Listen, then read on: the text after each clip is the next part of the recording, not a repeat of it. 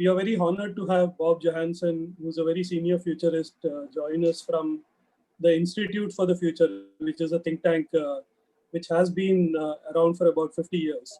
The area of futures thinking is something very new in India. And the goal of the Global Leadership Seminar is to bring the best of management wisdom from around the world to Indian companies and Indian startups. Today's discussion will be moderated by Professor Vasanthi Srinivasan from IIM Bangalore. And it is moderated and it is organized jointly by iSpirit, which is the Indian Software Product Industry Roundtable, and IIM Bangalore's NSR CEL, which works with entrepreneurs. We want to ensure that we bring cutting edge ideas to India and help Indian companies, Indian startups become world class.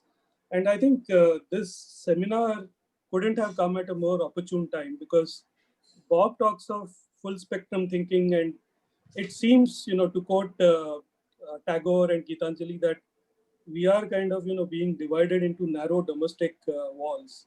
The incidents that are happening in the US right now, what's happening in India, the promise of the internet was that, we would have free sharing of knowledge. Instead, it seems that we are herded into narrow corridors of thinking. So I think, how do we kind of build full spectrum thinking? What is the impact that it can have on our society? How can we use, full spectrum thinking to solve challenges like climate change, etc., which cannot be solved through super specialization or through, very siloed, narrow thinking? I think these are the kind of issues that we will examine. And so with that, over to you, Professor. And I'd also like to thank my very dear friend, Charles Assisi, veteran journalist and technology and business writer, for joining us today. He is himself a full spectrum thinker, and some of his blogs, etc. I hope he'll talk a little bit about some of the work that he has done and some of the blogs that he has written. Over to you, Vasanthi. Thank you, Venki, and it is absolutely a pleasure to host this Global Leadership Seminar on full spectrum thinking with Bob Johansen. In a little while, I'll come back and share why it's doubly special for me in many ways. But what I thought I would do before we begin is to actually set the agenda on what's going to follow for the next hour and 30 minutes. We're going to begin with a presentation by Bob, followed by question and answers. And my request to the audience is that just keep putting in the questions. Just be focused and sharp and keep them short so that it allows us to take more questions. Okay. So continue to do that right through the presentation. And after Bob's presentation and Q&A, we will quickly hand over the floor to Charles Assisi. And as Venki has already introduced him, but there's just one thing that I want to leave with you. He is a co-founder of the Founding Fuel, a media and learning platform. And apart from that, some of the writings are extremely reflective and insightful. And it is that dimension of that insight that Charles will bring, in some ways reflecting on what Bob has presented. And after that, I will give a little bit of time for Bob and Charles to be in conversation. And then we will open up the floor for the audience again on the chat with a few questions. And then we will wrap up the session. Okay, so that's the agenda. Now, let me just go before I introduce Bob. And I have been, it's truly an honor for me to be hosting this session. And when I was asked to do this, I didn't even hesitate for a second. It didn't matter to me what was on my schedule, because here was someone whose work I have followed since 2009. Okay, so I just want to share a little bit of a snippet on how much I know of his work and how little he knows of me still. Is the fact that in 2008, I was actually struggling when during the financial services, the financial crisis, a large bank came and asked me, how should they prepare their leaders for the future? And this is in the midst of the crisis. And I wondered what it is about leadership development that I had done in the past would actually be relevant for them. And with this in my head, I'm walking past the airport bookshop. And I'm headed to Delhi, and that's 2.5 hours by flight. And what do I see and pick up? I just pick up Bob's book on Leaders Make the Future. And in that 2.5 hours, the penny just dropped for me, because one of the interesting things is, he said, how do you do dilemma flipping? And that's it. It just fell in place. And then I went on to work with them for several years. And after that, I just forgot about it. And then again, come 2016, NASSCOM asked me if I would do something on future-ready leaders. And here I am still grappling, just did my field work and came back. And what happens? Bob decides that he has to write a book for me. And what do I see there is new leadership literacies. And the whole idea of hindsight and foresight, insight and action, I think that framework has just stayed with me. So you can now understand why this seminar is so special in many ways. Okay. Thank you so much, Bob, for making this happen for me. And it's a pleasure to have you.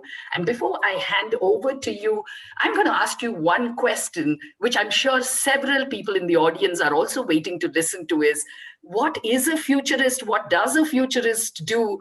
And anything at all that you can introduce yourself as a futurist as you go get into your presentation. Thank you so much for being on this seminar. Sure. Thank you, Vasanthi, and thank you for the wonderful introduction. That's my hope, is that my books have that kind of impact on people.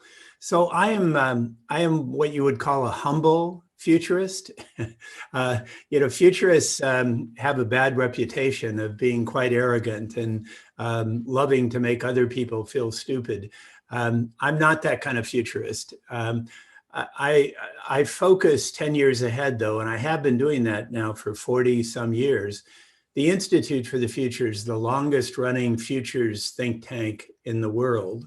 So the first question you always need to ask a futurist is, have you outlived your forecasts? Have you outlived your forecasts? We have, and we're usually right in the sense that we actually keep track. Out of those 50 years, 60 to 80% of our forecasted futures have actually happened, depending on your definition of happened. But it turns out that's not the way you evaluate a futurist. That's the way you evaluate a fortune teller. The way you evaluate a futurist is, does his or her foresight provoke your insight? It doesn't really matter if you agree with the foresight or not. It only matters if you're provoked by it. And indeed, sometimes, like some of the forecasts we've done right now in global climate disruption, I hope do not happen. In other words, it'll be a success if it does not happen rather than if it does. So our job as futurists is to provoke other people's insight and other people's action and help them make wiser, more thoughtful, more humane decisions. But that's the way I see it. I resisted for years calling myself a futurist, but I've given up now. And I do call myself a futurist, but I usually say a humble futurist. I'm going to talk today about full spectrum thinking. We'll send you links afterwards about how to get discount copies for the books if you want to. We're an independent nonprofit, and all the proceeds from my books go to our nonprofit leadership development work, like what we're doing here today. So what I'm going to do here is give a little bit of history. So Vasanthi talked about Leaders Make the Future, and I know a number of people on the call have used that, the new leadership literacies, and then the new book, Full Spectrum Thinking. It's a trilogy, and I didn't realize when I started writing it that I was writing a trilogy. It all started when I was asking myself pretty much the same question that Vasanthi was asking herself: what will it take for leaders to thrive in the next decade? And I happen to be, I'm not a military guy, but I happen to be at the Army War College, the graduate school for the military, the Army in the US. And I learned about this term VUCA world, volatile, uncertain, complex, and ambiguous. And I got really intrigued with what does that mean and how can we be more prepared for this radically VUCA world. And I'm now involved in a documentary film that'll come out next year on VUCA, and my voice is kind of the positive VUCA. So I started bringing executives to the War College, and I started writing Leaders Make the Future. And the 10 skills, which I'll share with you just in a moment, the 10 skills I think are the skills we need, but skills aren't enough. It also takes literacies or practices or discipline. And that's the second book. And the third book is mindset. And that's what we're going to talk about today. And the positive VUCA, as I've called it, is the framing of this. So volatility yields to vision, uncertainty yields to understanding, complexity yields to clarity, and ambiguity yields to agility. So those are the fundamentals. It's going to be a VUCA world in the negative sense. And if we can flip that into a positive, that's the way to make the world a better place. So these are the skills that were articulated for the first time in Leaders Make the Future.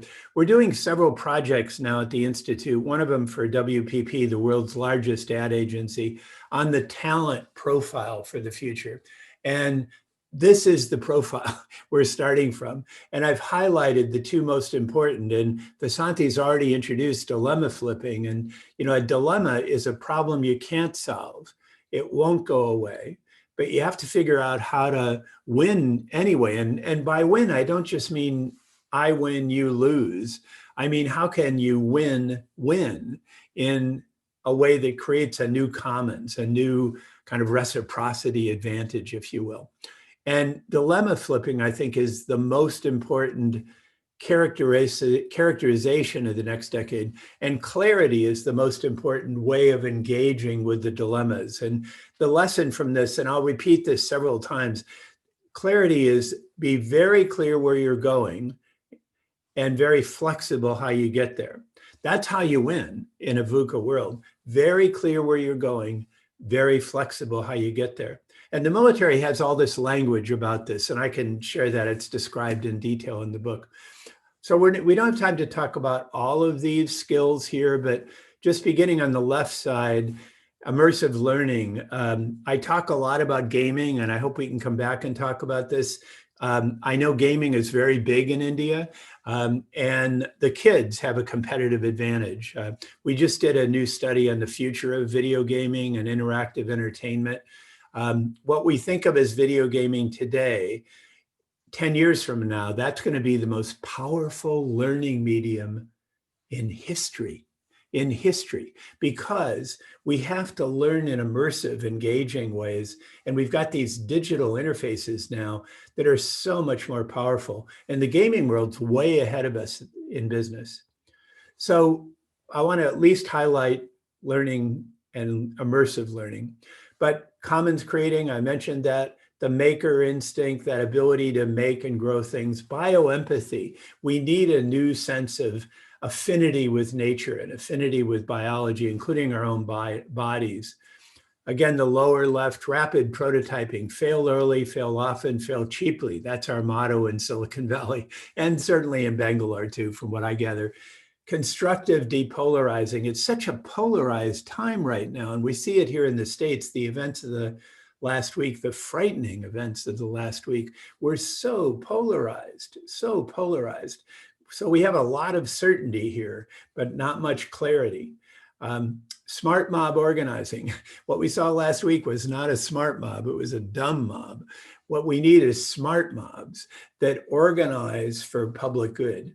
And finally, I don't think that arrogant styles of leadership are going to scale, are going to work in a large scale. You need strength and you need humility. So we can come back. I'll share all of these slides with you. And again, I'll give you links to get a discount copy of the book if you want. This is the second book in the trilogy, New Leadership Literacies. And I'm going to talk in particular today about the core literacy, looking back from the future, but acting now. And again, Vasanti did a very nice job of introducing the foresight, insight, action model and how that can work. In the upper left, voluntary fear, that's how I've begun thinking now about immersive learning and gameful engagement. You have to take your fear, simulate it, game it, and then allow people to immerse themselves in it. So the military, again, it's way ahead of us in business. They call this wargaming, and it's the most powerful way to learn. In the upper right, shape-shifting organizations, hierarchy, command and control basically doesn't work in the VUCA world. It only works in more stable, more predictable times. So what we need is that ability for leaders to lead from behind, to be servant leaders, to help grow the shape-shifting organization where hierarchies come and go. In the lower right, being there without being there. So many of us have realized this in the shelter-in-place rules globally, but we've been talking about this for years. We have to be as good when we can't be there physically as we are when we're working in person or virtual. They have to be equally good, and we have to be there without being there.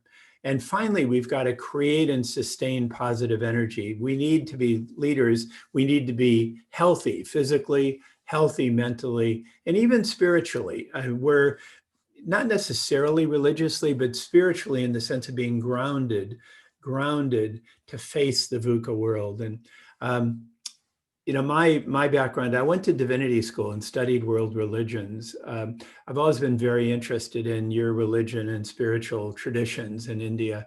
And I'm not an advocate of any brand of religion, but I'm a student of world religions. And I did that before I went to my PhD program. My PhD is in sociology, but I grew up in Silicon Valley. So I've really followed tech, and I'm usually the human side of the tech project.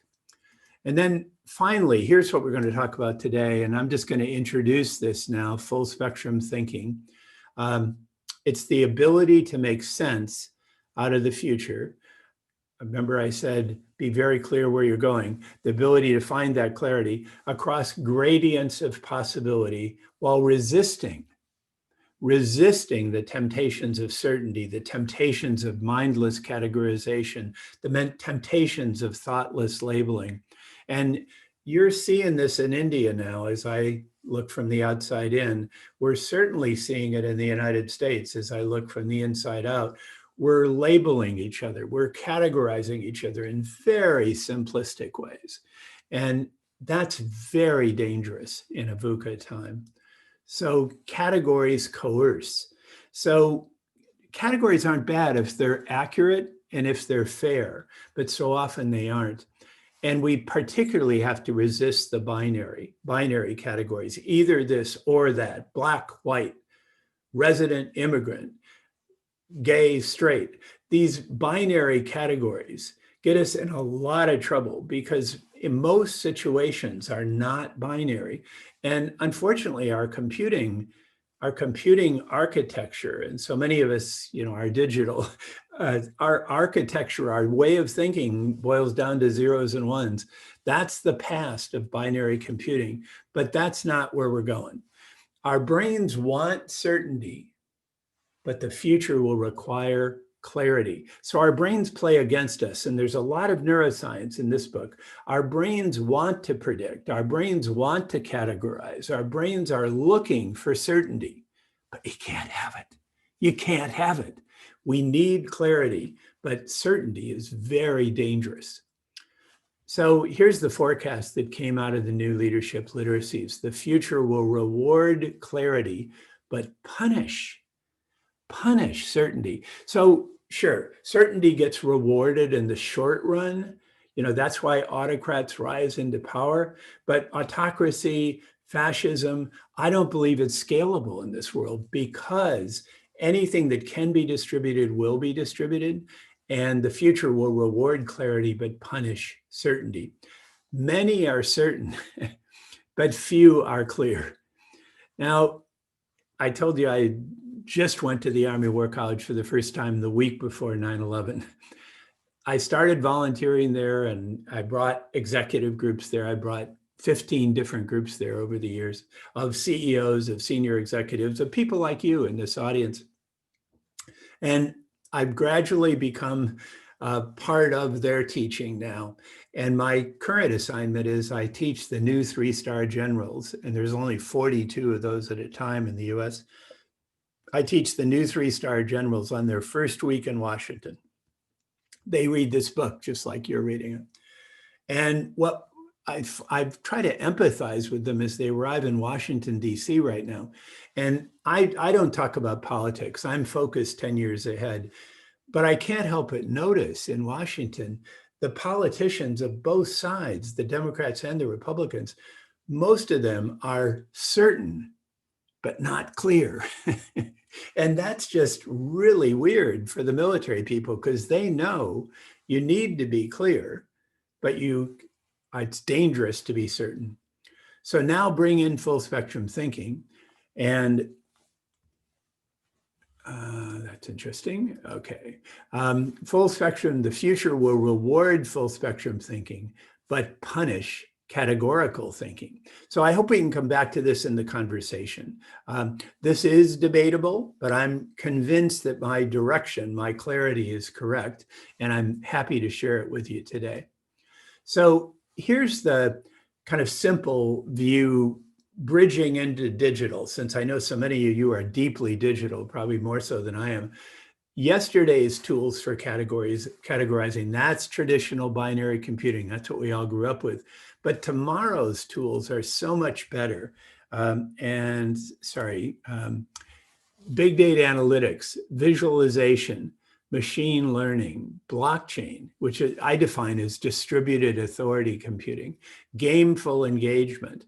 So these tools are much more full spectrum and not your sort of forced choice binary computing. Ultimately, we're going to quantum, but that's going to be beyond the 10-year horizon. But that's clearly beyond binary and clearly full spectrum. So the direction of change here is really obvious. And the reason I'm so optimistic, and Venki was pointing out as we were just getting started today, this is a really optimistic book in a very pessimistic time. And the reason I'm so optimistic is the tools of full spectrum thinking are getting so good, so practical. You don't have to be a techie to benefit from these new digital tools. So that's the optimism. And I'm particularly optimistic about kids who are growing up digital. And I'm optimistic about them if they have hope. So our job as digital immigrants, those who are more than 25, our job, even though I grew up with the internet, I didn't get involved in it till I was in my 20s. If you get involved really early, like in your early teens, that's when it shapes you the rest of your life. And those kids, we call them now the cross-reality natives, 15 or less. The digital natives are 25 or less in 2021. So here's how it works. And this gets back to Vasanti's comment, and it'll give you the model, and we can talk from there. I just want to present for a few more minutes, and then we'll go into more conversation mode. And again, I invite you to send your questions through chat, and Vasanti and Venki will do some curating for me.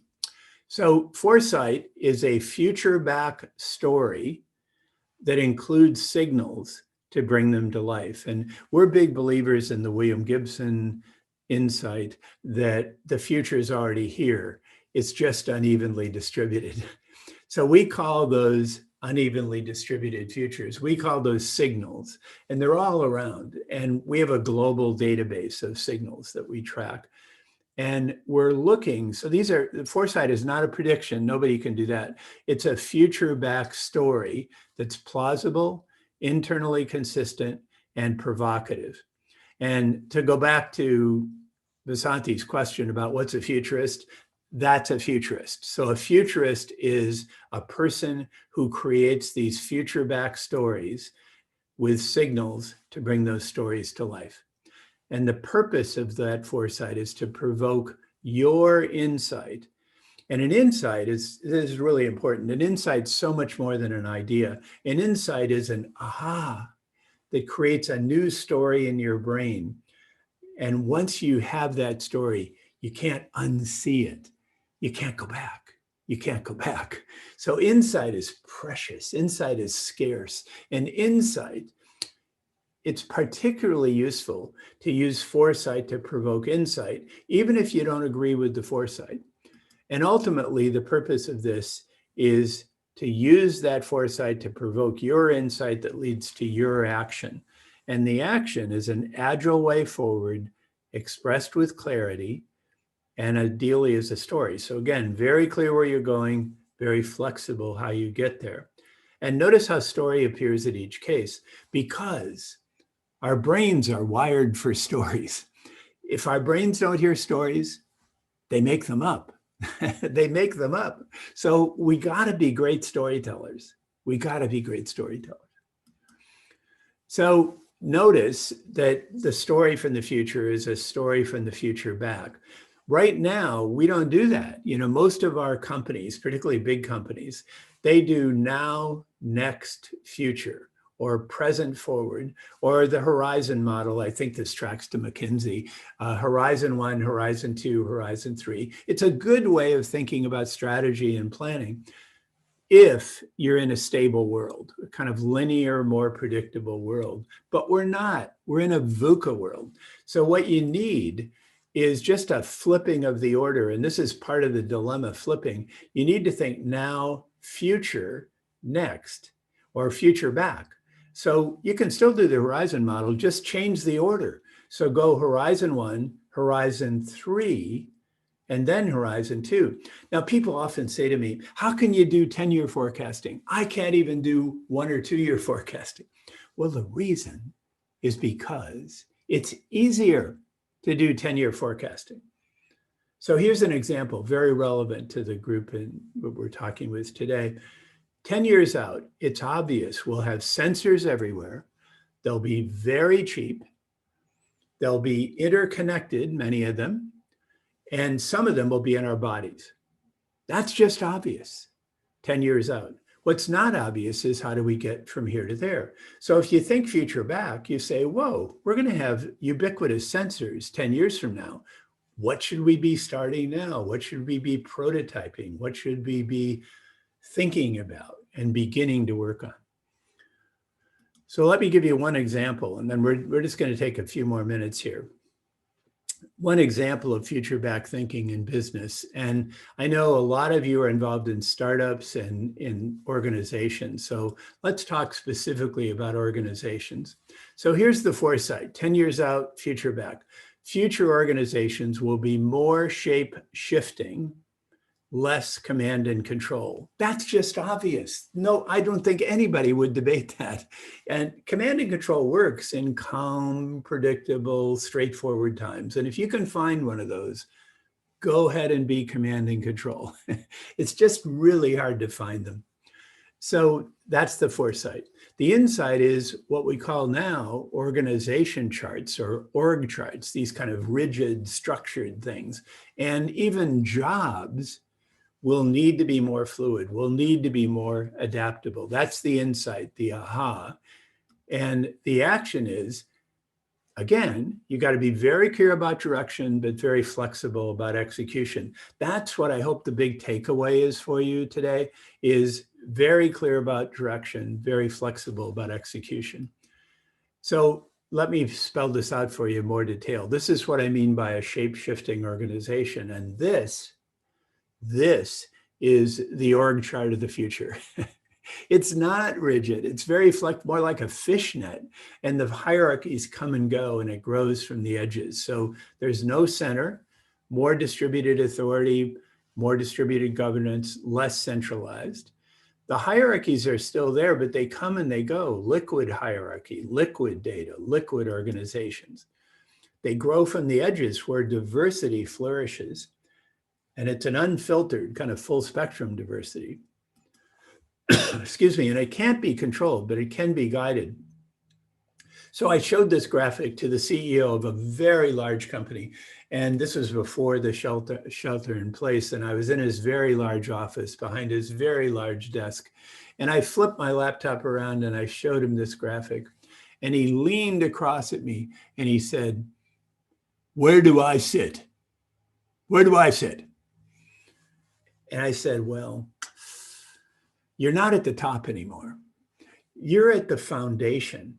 And you are the source of clarity. CEOs are still really important. Boards are still really important. They are the source of clarity.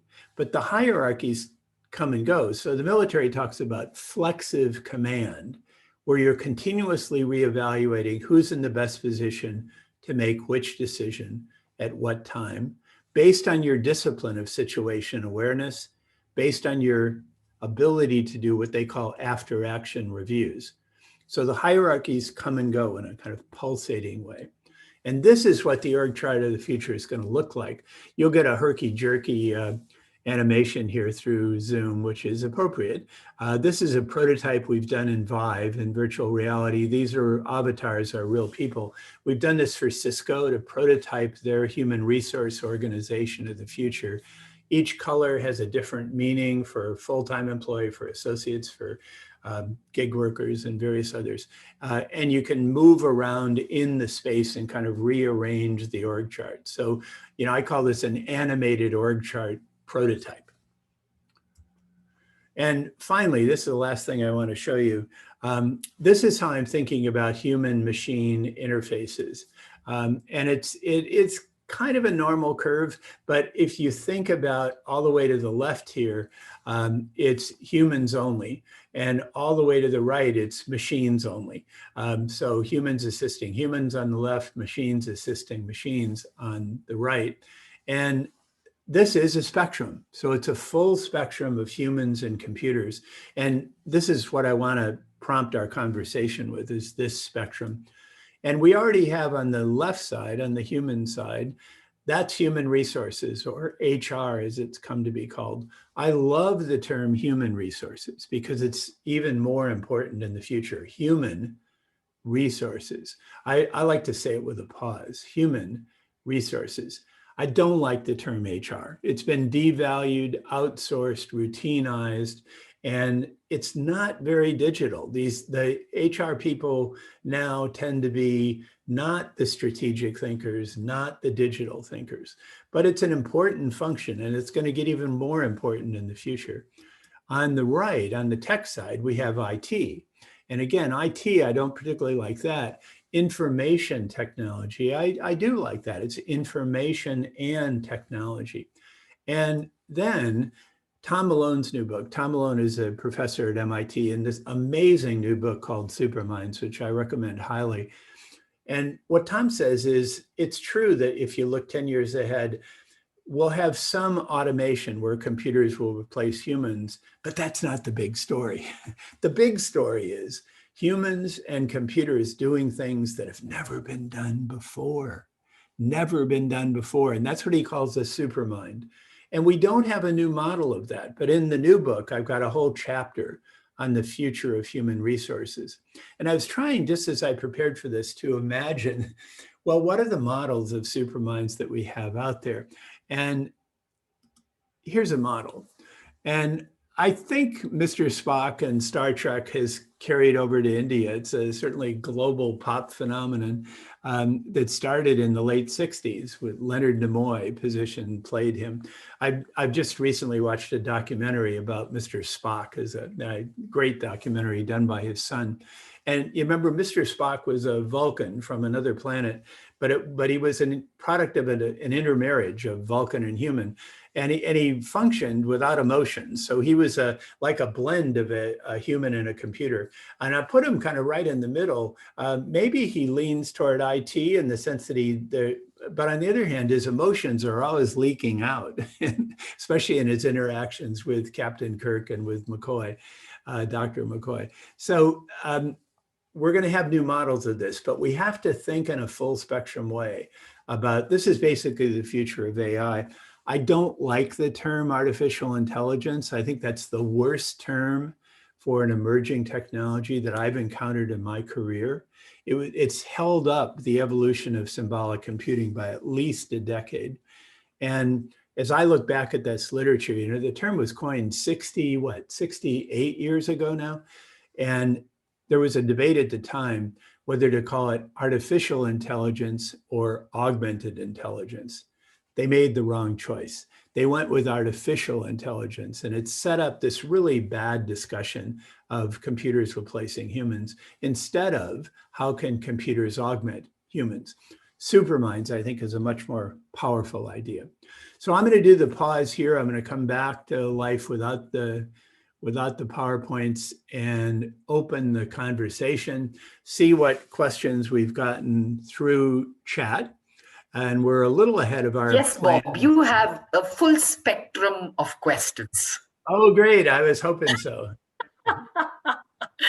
So I've got them here, and Venki, if I miss something, you can kind of bring. So let's begin with a little bit of on the future of democracy. Do you think it will shed some of its drawbacks and evolve into something more sustainable?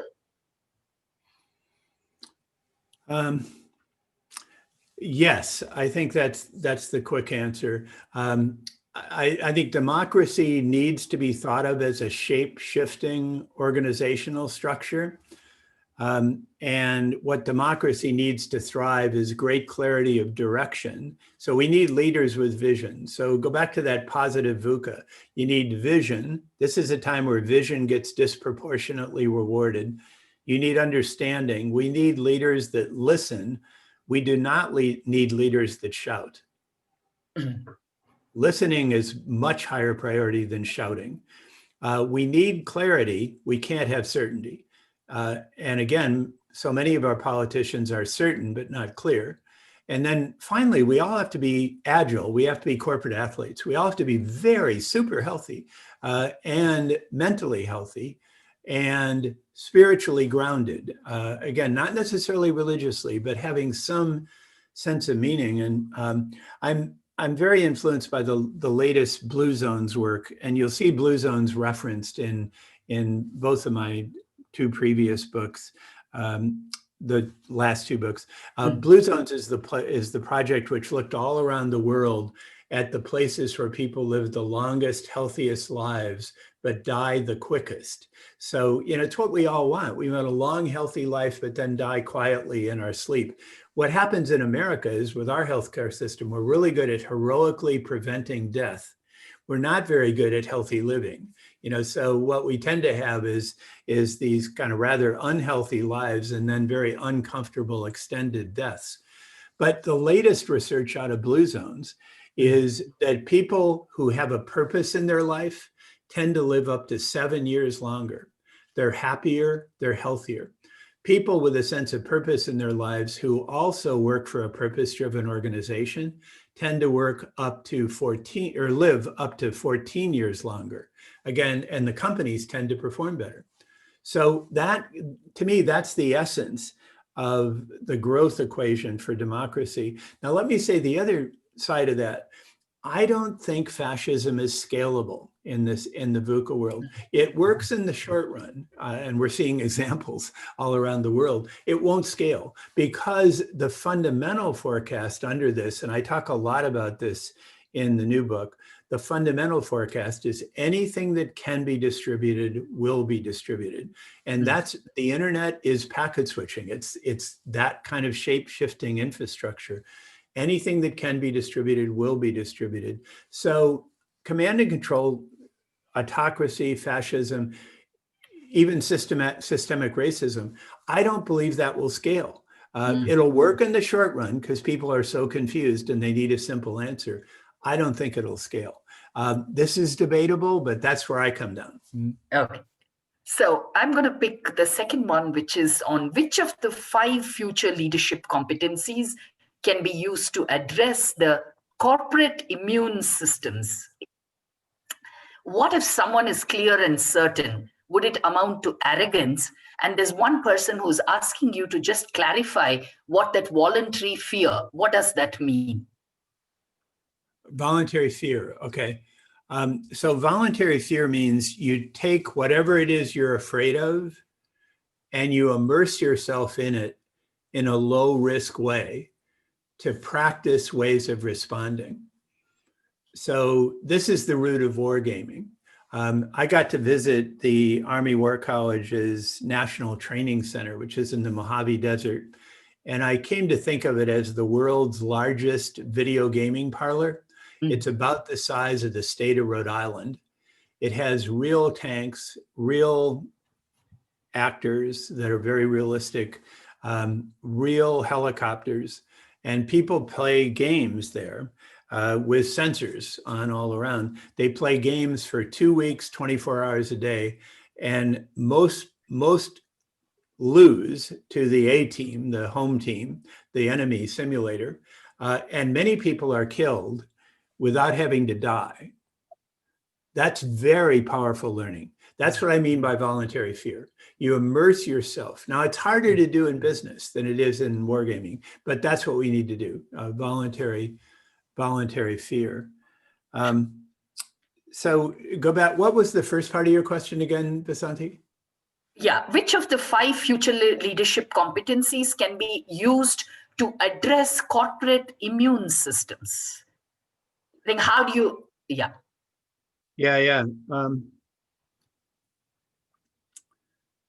Corporate immune system. So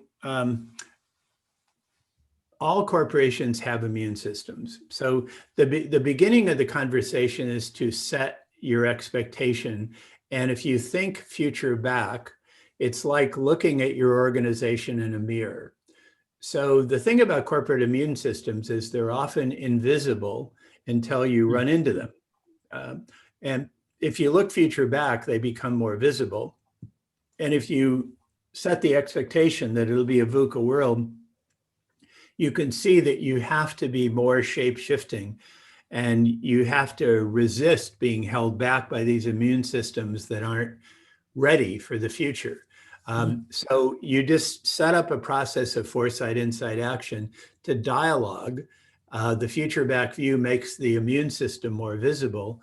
And then you need to engage with it and say what parts of that immune system are still valid given the future back view, and what parts need to change. But it's not going to happen overnight. It has to be an iterative process of foresight, insight, and action. So I would say the core literacy, the core competency that's most relevant is thinking future back, but acting now, and building that into your discipline. Now you need simulation and gaming to do that, and you need shape-shifting organizations to do that. Okay.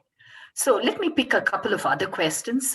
Can you touch upon which function is best suited for developing future back, given the short tenure of the CEOs and the pressure on short-term results? And secondly, where do new business models fit in future bank thinking? Yeah. So I think what you need is cross-functional teams. So there's no single function that's most important to this. I think a cross-functional team, everything has to be digital. So for sure you need, but it can't be a separate digital. It's got to be an integrated digital. Everything has to be savvy from a human resource and an organizational change point of view.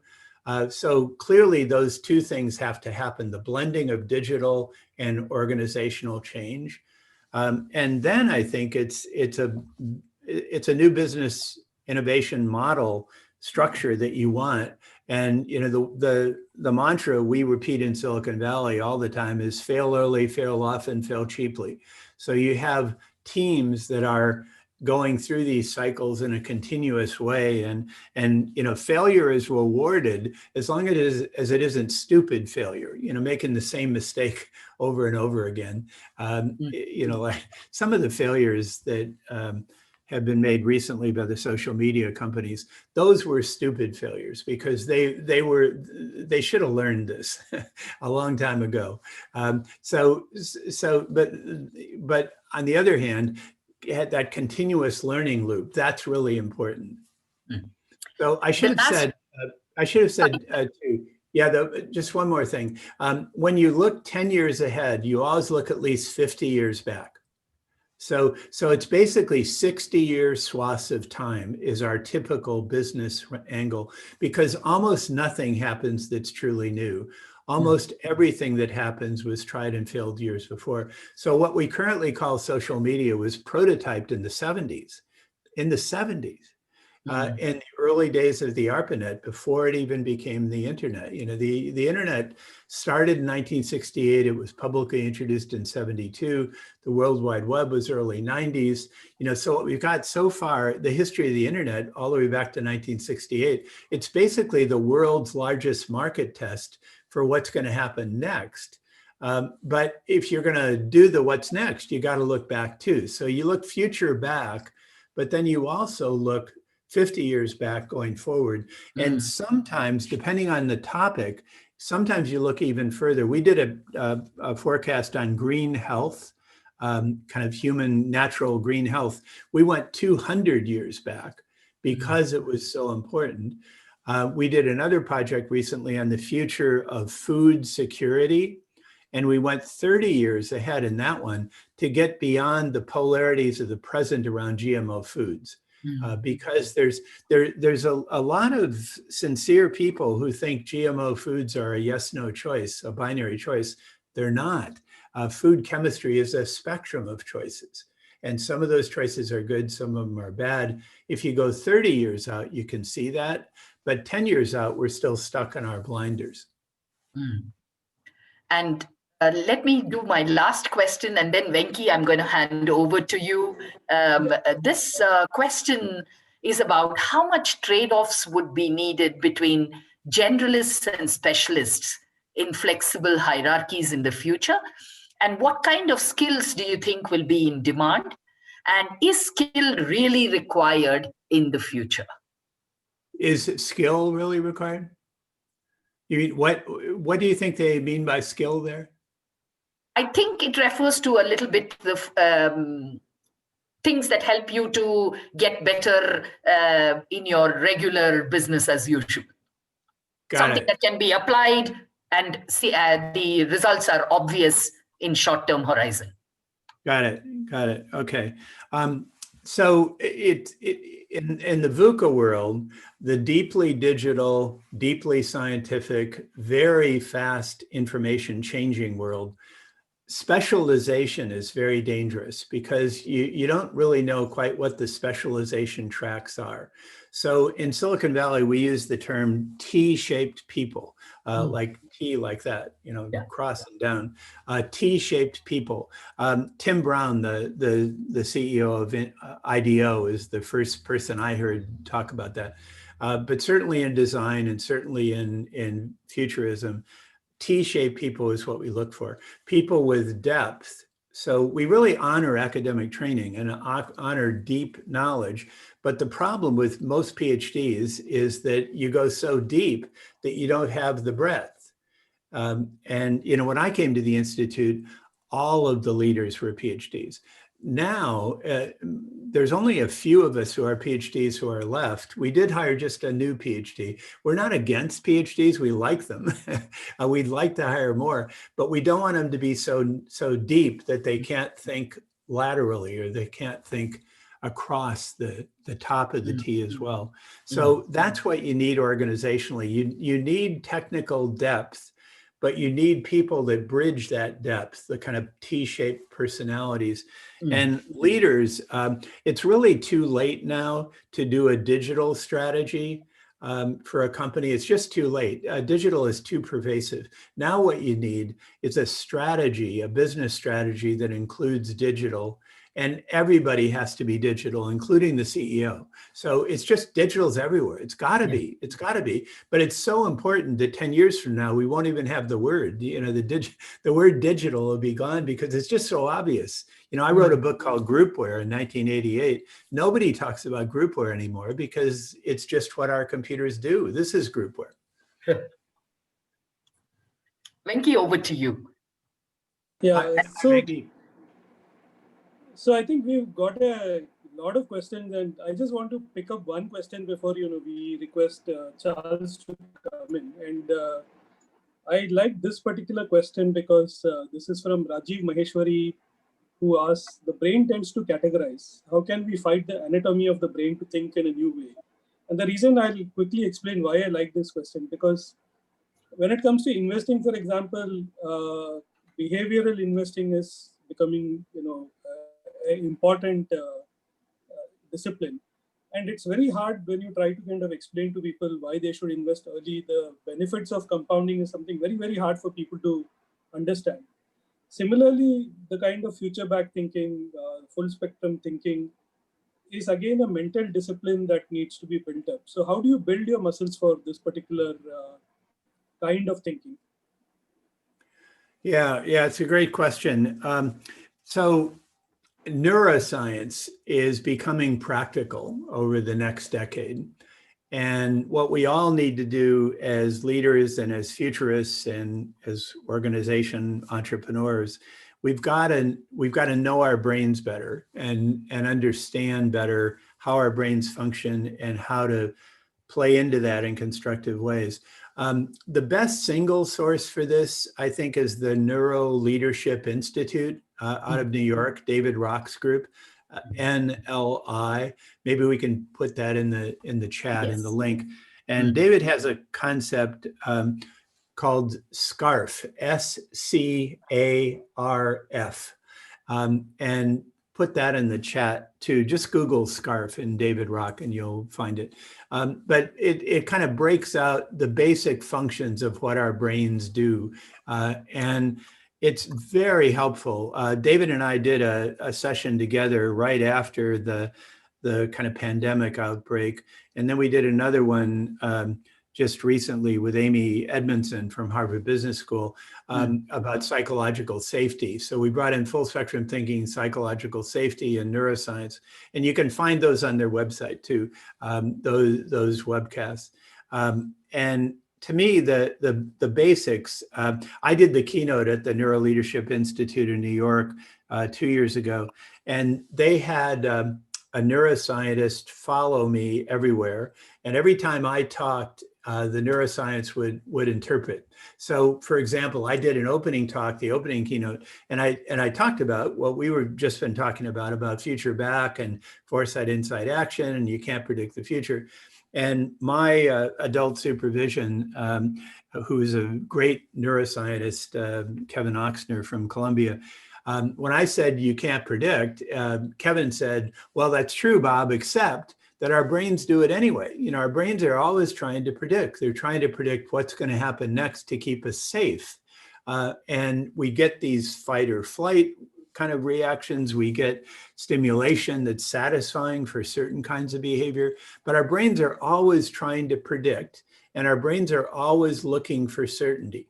So essentially, we need to teach our brains new tricks.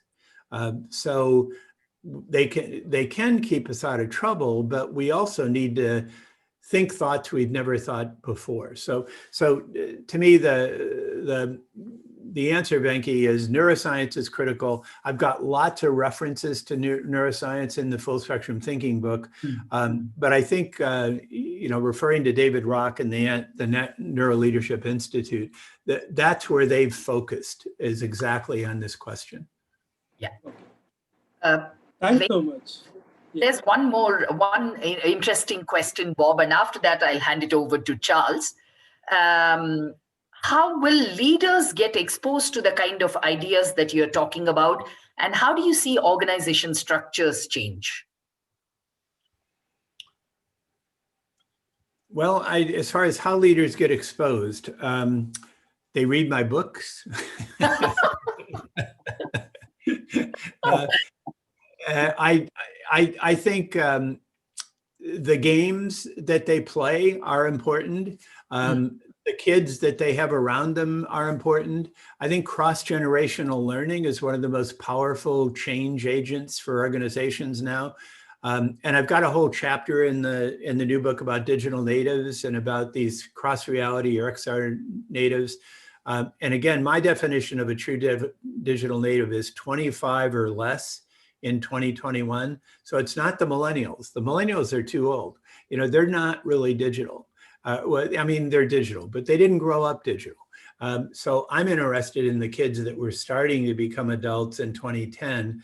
And that's a big threshold year because of the iPhone and the iPad.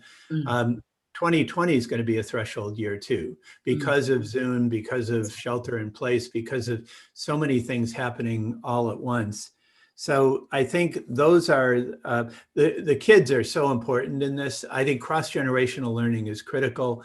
I'm really interested in the 15 or less, today's teenagers, and Greta Thunberg, the famous kind of climate activist, she's a little older than that, but there's lots of Greta Thunbergs out there.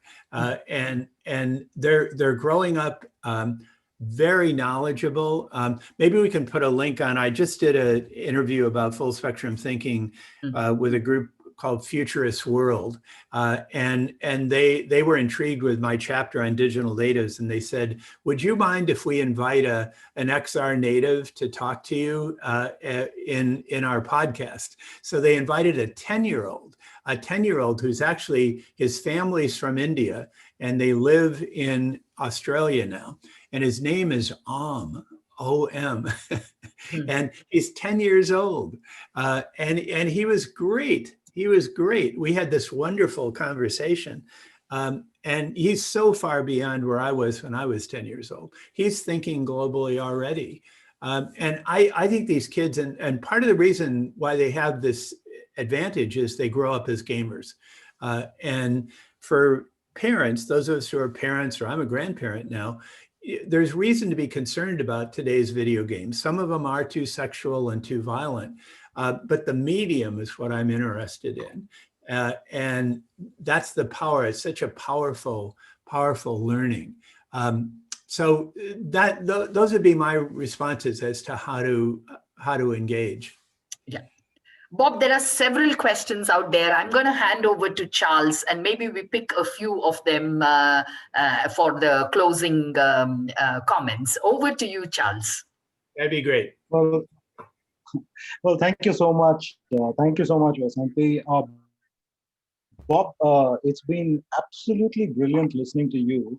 And even as I was listening to you and reading your book over the last 2 days, I've been thinking about it, and I've been making some notes and reflecting about it over them.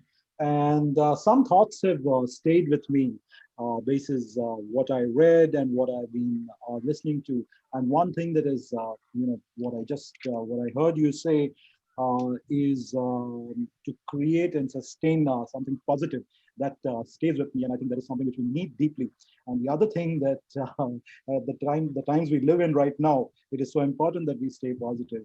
And the other thing that is that resonates very deeply with me is how important it is for us to tell stories, because that is something that our brain needs so much. We are hardwired to do. And on reading your book, there are 3 learnings that stayed, that emerged for me. And I just want to share those learnings with you as I was kind of thinking, reflecting upon it. And I want to use 3 stories to share those learnings. So the first thing that stood out for me was don't focus too early. That kind of stood out for me. And this stood out for me because in a very Indian context, most of us in India, we begin to we are told to start focusing very early, and this is very counterintuitive to what you have articulated. And this emerges in the part where you have that interaction with Peter Drucker, and I highlighted that very specifically in my notes, where you made the point that Peter Drucker spoke to you about. And if I may just read that passage out, I highlighted it very specifically. He told us, for the first half of your life, you should try out many different kinds of work and make it a point to work with many different kinds of people, since you won't yet know who you are or what you want to become. Try out a spectrum of possibilities, he taught us. And for the second half of life, Drucker said, you should only work on things you are passionate about and only work with people whom you love to work. Focus is good, he said, but don't focus too early. Now, if I may share a personal narrative, Bob, in my case, I was told that I should become a doctor, and my brother was told that he must grow up to become an engineer, because we are regular Indians, and in regular Indian families, at best, the limits of our ambition is to join the civil services. But I flunked, and I stumbled into journalism, so I'll spare you the details. But as things come back, assuming for a moment that if I had gotten into medical college for a moment, if I were to hypothesize, what would life look like right now? I mean, where we are right now, what we know currently is that, when I was looking at the data, what we just know is that, the amount of content, the rate at which knowledge is exploding. Medical knowledge doubles every 72 days. Or if you take a field such as civil engineering, in just a few months, a civil engineer, for instance, in their domain, engineering knowledge is outdated. And then on the other hand, we have a situation where our lifespans are increasing. And we can safely assume that most of us who are in our late 40s or early 50s, we will easily live into our 90s, and the digital natives that Bob spoke of will very safely live to be 100 or more. And so if the half-life of knowledge is increasing, and our lifespans, if the half-life of knowledge is shrinking, so to speak, and our lifespans are increasing on the other hand, it is inevitable then that, we have to prepare ourselves to go through these multiple shifts in our careers personally. And this is something that emerged for me in your book. But when I think about it, is this something that we are preparing ourselves for? I certainly don't get that impression when I look around. And when I think about organizations that I engage with, how far out into the future are they thinking? There were very few examples that I could think up. I really couldn't think about it. I mean, say, for instance, Bill Gates had spoken about the pandemic in 2015 at a TED Talk. All of us applauded the TED Talk. Most of us did. But how many of us took it seriously at that point in time? And from, all of us know now that the ground beneath our feet has shifted. It has fundamentally altered. And the point you made that, all we know about the future is how to get there. So by way of a metaphor, my colleague Kavi Arasu, he drew a metaphor in the early today morning on our call, is that what we know is that the world has changed, and there is a difference between a scooter that is powered by petrol and a scooter that is powered by electric, and an electric scooter. So we certainly know that there is a difference. There is this means of transport, but how to use it is something we don't know. But we do have those tools there. But we have to figure our way around that. But this is something few leaders at organizations, very, very few leaders at organizations are willing to acknowledge. So as I was going over the chapters in your book, that is another thing, that another insight that kind of emerged.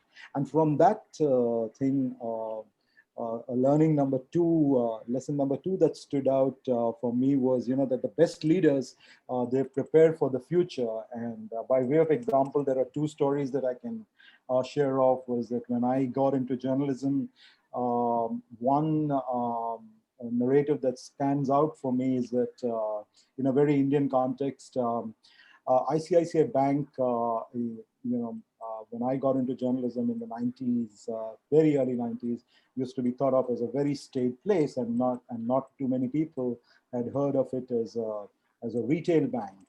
And then comes in Mr. K.V. Kamath, and I'm not sure, Bob, if you may have interacted with him, but most of us in India are very familiar with him. And as a journalist, as a writer who was reporting, I got a chance to interact with him. And he was talking about ATM machines, internet banking, digital, way back then at the turn of the century. These were things we had not heard of. But he was a man who could see the future. He could visualize it. And the clarity with which he articulated it was astonishing. And what I liked about it was, each time I'd come out of a session with him, I felt energized, I felt positive. The other person I can think about is Nandan Nilekani, for instance. When I was reporting on Aadhaar and India Stack to write the book, even while I knew that this whole thing is happening, for instance, it took me a long while to wrap my head around the fact that Indians will actually use their phones to transact digitally, to make payments digitally. But he knew that this is going to happen, and he could actually visualize it, and it happened. And even as this pandemic happened, that is what kept us going. And they could see the future, they could align their people to it, and they could bring the best out of them. So that's the other thing that has stayed with me. And as I was reading your book on the parts where you speak about leadership, that is another thing that kind of stayed with me. That the best leaders who lead their organizations, they can see the future, they can craft the future. And the third thing that stays with me, Bob, while going over your book, is that I am a digital immigrant, and I need mentoring from digital natives. And you have made that point, and that I must have the humility to accept that mentoring. And let me give you two examples. There is at my organization, my colleague, there's my colleague Anmol, for instance. He's much younger to me. He was born probably at the time I graduated from college. But when the pandemic happened, and when we were all compelled to move into work from home mode, he was the technically savvy person. Now, I always thought of myself as technically savvy, but in the transition that happened, now had it not been for someone like him, it would have been, to make that transition as seamlessly as he did, it would have been impossible. It would have been really, really tough. You've also made some you also made the point about how fundamentally digital natives are very different from digital immigrants such as me, because they place a premium on experiences, and companies will have to understand that, and to craft the future, to craft their strategies around that. And just to test that assumption, if that may be true, I just kind of went around to I tried a thought experiment with my daughter a little earlier today. And I asked her,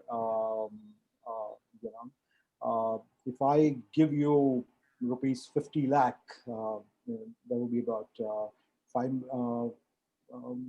50 lakh would be 5 million. Would that be correct or something? Yeah. And I offered her that option. I told her, this is a choice I'm offering you, and here's a choice between buying a home or travel the world. What are you going to do? She said, I'm going to travel the world. I said, okay, what about buying a car or renting one? And these are options you highlighted in your book.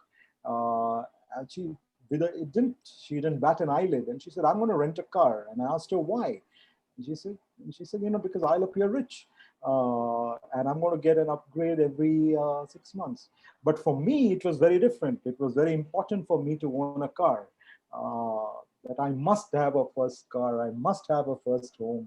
All of this was very, very important to me.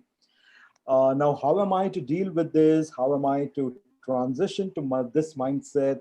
How am I to deal with all this? This future is this is not a future that is going to happen. This is a future that is here and now, and it is happening, and the pandemic has just accelerated it. And for that, I need coaches who are digital natives.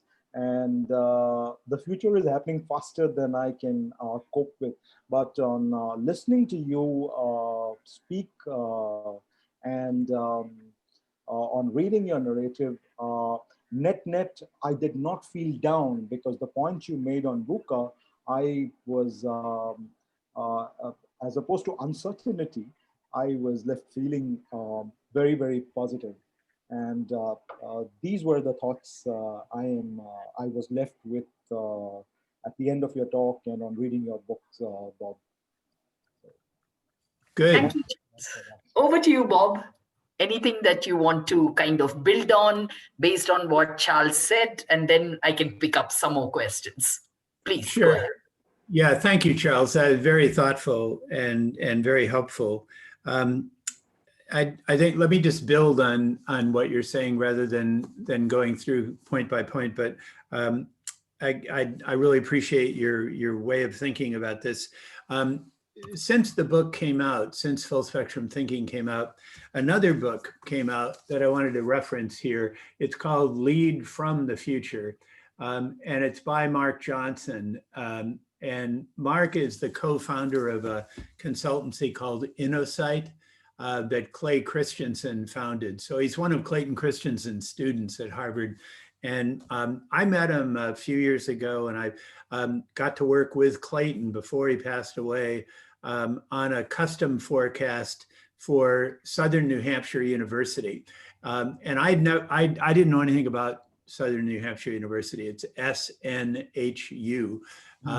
But if you Google them and look at their annual report, you'll see the custom forecast that we did that looked at the college student of the year 2030. And what Mark Johansen is trying to do in this book fits so well with what I'm trying to do in Full Spectrum Thinking, where I go foresight to insight, Mark goes insight to action. And we're now working together to do a master class on Full Spectrum Thinking with GSK, the big pharma company, and their digital leaders. But the story Mark tells in here fits very well with, Charles, what you were talking about someone who could see the future. And this is a kind of a dilemma as a futurist. In general, I believe that with most companies, they do not have people who can see the future with great clarity. They've got to explore their way to that future with a kind of continuously refinement. That's what I mean by be very clear where you're going, very flexible about how you get there. A few companies, and I mean a very few, have that great clarity of direction. Like Steve Jobs, you could argue, had that. And Mark gives the example of how when Steve Jobs came back to Apple, he said very clearly, we're not going to be a computer company. We're going to be a digital appliance company. And we're going to set up this network hub model, including music and including telephony and a whole series of other things. He had that vision. And, you know, Steve Jobs was not really a futurist. He was a prophet in the biblical sense. And it was interesting. I was working with Apple at the time, and we worked with the Advanced Technology Group. We were doing futures work with the Advanced Technology Group. He wasn't particularly interested in our work because he knew the future. He was prophetic, and he's one of the most prophetic people I've ever been around. But there is a difference between a futurist and a prophet. You know, a futurist thinks about alternative futures, and that's what most of us have to do. A very small number of people have that prophecy. And Alan Kay, when he was at Xerox PARC, said, it's easier to make the future than it is to predict it. And certainly Steve Jobs believed that. Now, final quick story. Mark tells the story of Satya Nadella, the CEO of Microsoft, and we're also working with Microsoft right now. And when he became the CEO, he described the culture as a know-it-all culture, a know-it-all culture. And he said, no, we can't be that in this VUCA world. We've got to be a learn-it-all culture, learn it all culture. And they're now using full spectrum thinking, and they use my earlier book. They've got principles of leadership that are very consistent with the skills I talked about in the literacies. But they're clearly in a learn it all culture now. At Procter & Gamble, this is called the fastest learner wins. The fastest learner wins. Now that's different than the prophetic strategy. So if you're lucky enough to have a prophet around, most prophets are wrong. so you got to have a prophet who actually has a credible future that you're willing to bet on. Otherwise, you've got to have that cycle of foresight, insight, action to reduce what futurists call the cone of uncertainty. The prophets don't care about the cone of uncertainty. They know the answer. Bob, it's interesting that you mentioned Microsoft because I spent many years fighting Microsoft and saw it at very close quarters. And I think what really struck out was the immense amount of arrogance that they had. And then, Satya came in and he changed the organizational culture. And one of the things that I see, there's a whole bunch of Indian CEOs of tech companies, and I see a shift from very intensely IQ-driven organizations to, adding a little bit of EQ. And in the book in your book also, empathy seems to come out as a really important quality. Unfortunately, our education system, our business systems, and our engineering education heavily focus on IQ rather than EQ. It's almost as if EQ doesn't exist at all. So can you say a little bit on that and that shift from IQ to EQ, or a balance between IQ and EQ? Yeah, so I agree with what you said. You need both the IQ, the kind of core intelligence, and particular digital intelligence, and the emotional intelligence. That's why I say understanding, that ability to listen, that ability to empathize, that ability to understand. That's really, I'm actually, while I'm really interested in prophets and, prophecy, I'm really skeptical about it too. I mean, because mostly prophets are wrong. So you've got to be really careful of prophecy, and you've got to be very careful of arrogance. On the other hand, in the dilemma flipping skill, what I say is you've got to like the space between judging too soon. That's the classic mistake of the prophet or the problem solver, and deciding too late. That's the classic mistake of the academic. So you do need to decide, even in a VUCA world, you do need to decide, but you've got to be careful not to decide too soon.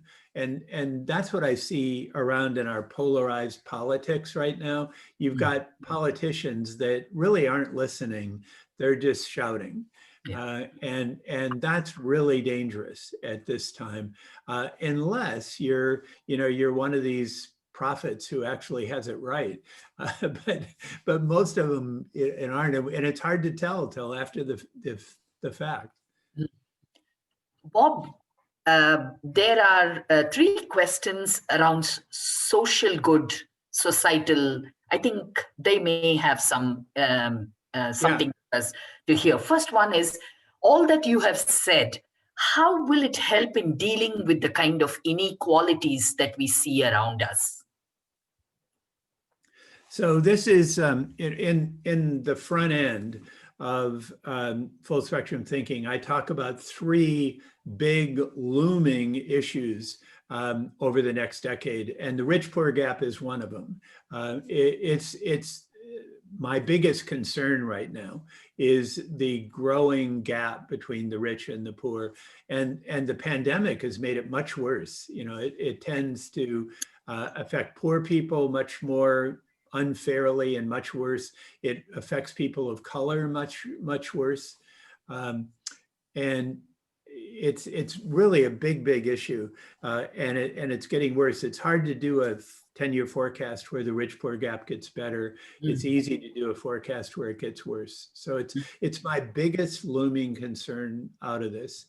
The other two, incidentally, are related. One of them is global climate disruption, and the pandemic links directly to global climate disruption. And you're right, Bill Gates said this in 2015. And so we did have advance warning, we just didn't pay enough attention to it. And then the third was cyber terrorism, and that's linked directly to the rich-poor gap. Yeah. So in a real sense, the rich-poor gap links to everything that I've talked about so far, and it's the biggest looming concern. So what we need to do is to think. We've got a whole group at the Institute that focuses on what we call equitable futures. And you can find it on our website, and you can look. We're doing work with the state of California on the future of work. And there's a lot of pressure now around the definition of a job and how that links to healthcare and retirement planning and those sorts of things. Those are really big looming issues that have to be a top priority. They are dilemmas.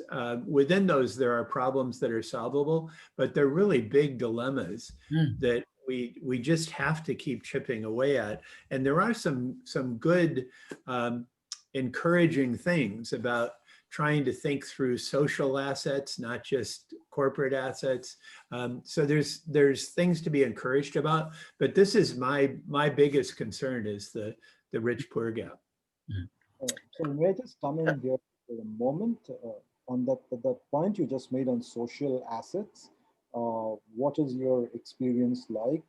I could see you spent quite a bit of time on that part, that there must be a premium that organizations and people must place on social assets, else they will be penalized. Are you seeing, based on your experience and interactions, are you witnessing any changes, fundamental changes out there?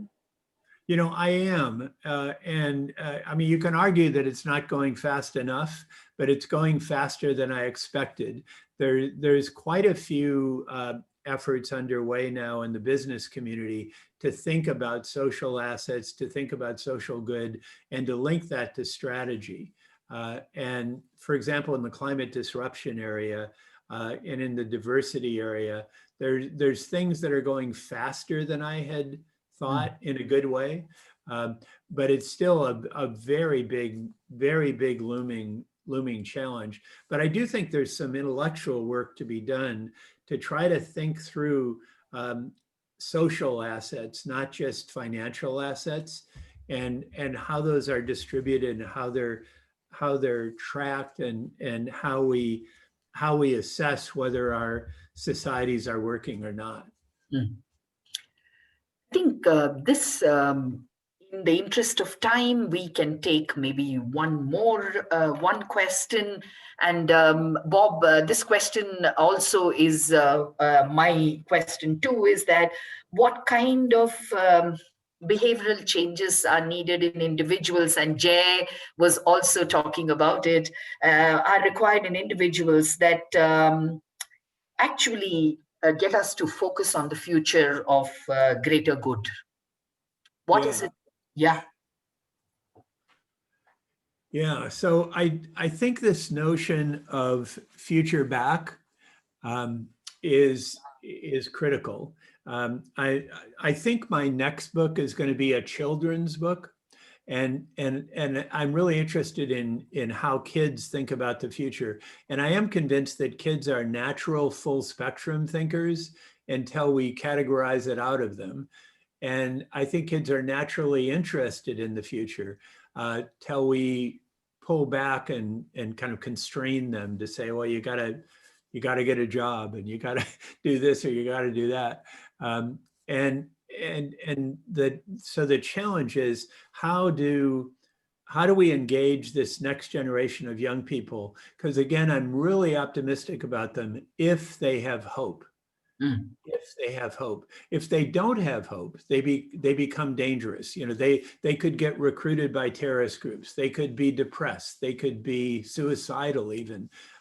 So there's risk around this, but there's such great opportunity with with kids. The other thing I'm really interested in, there's a Native American principle, and I've seen elements of it in different world religions too, that the people who are closest to God are the kids and the elders. The kids and the elders, and the people who are the farthest from God are those that are at the height of their earthly careers.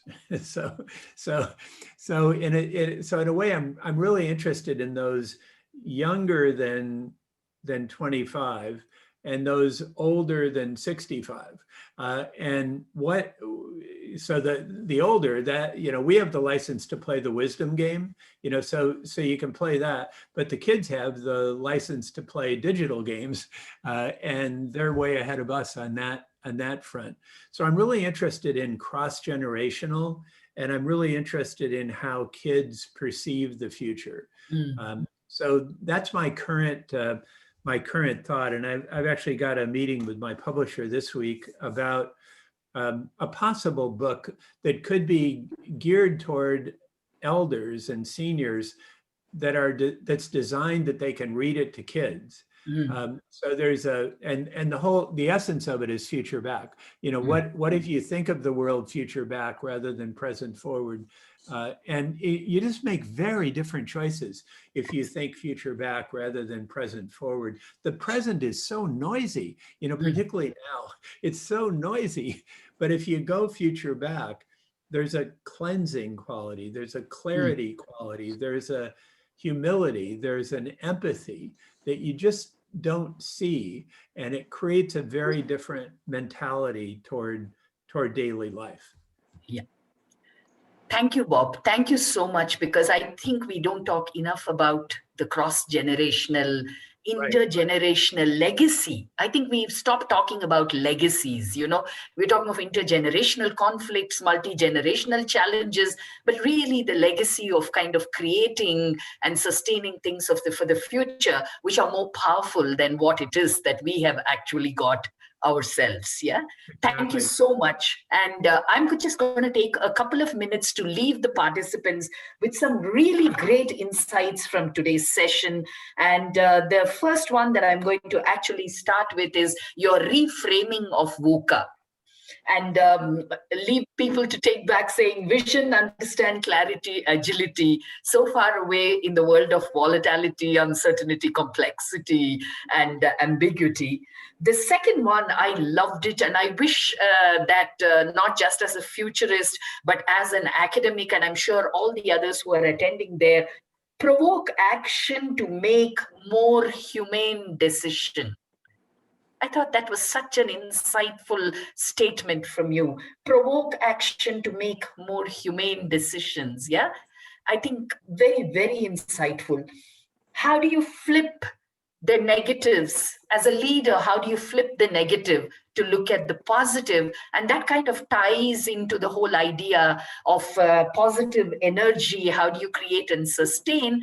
And I think one of the things I'm discovering, particularly during this COVID, is how contagion, of positive energy, how much when you see relief work that happens, volunteers giving their time, effort, and energy, there's a certain contagion to it, and probably we don't tap it in a positive, healthy manner as much as we could do.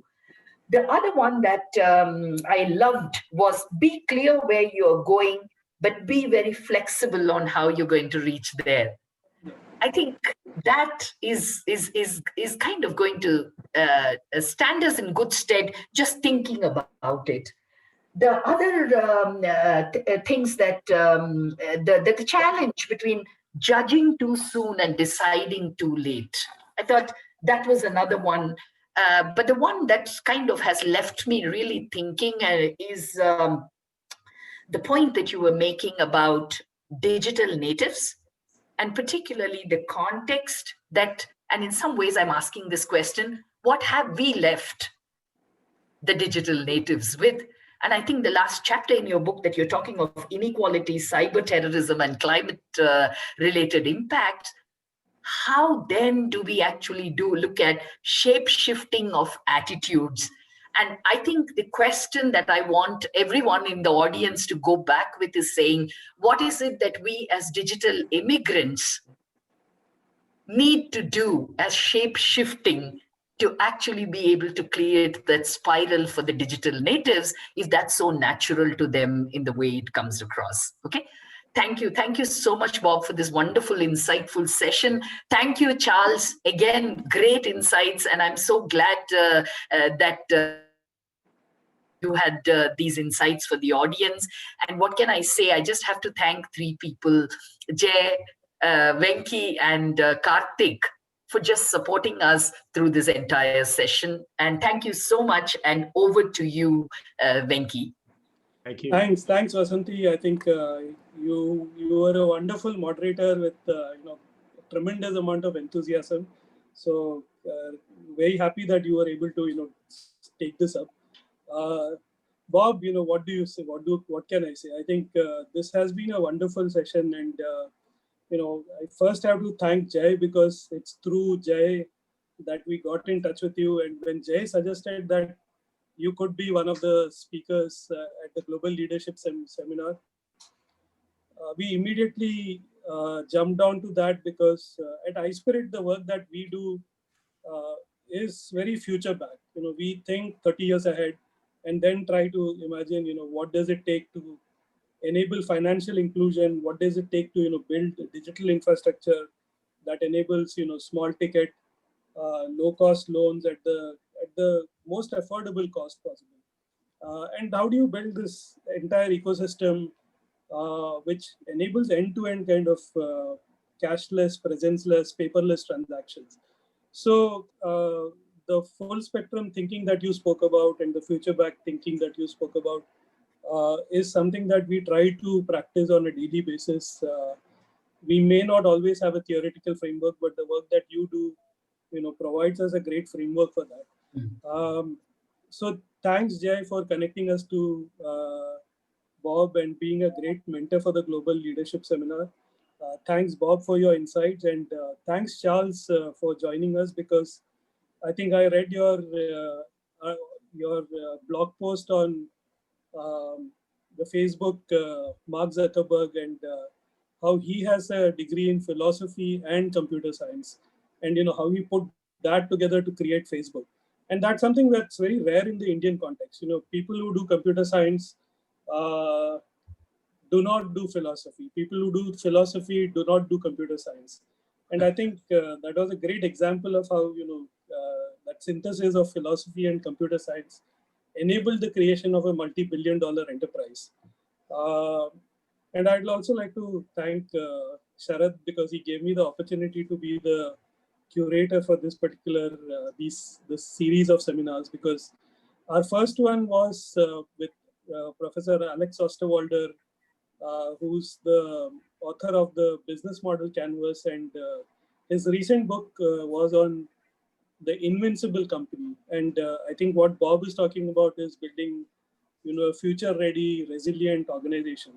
And I think these are all part of a spectrum of knowledge that we have been able to bring to Indian audiences through the Global Leadership Seminar.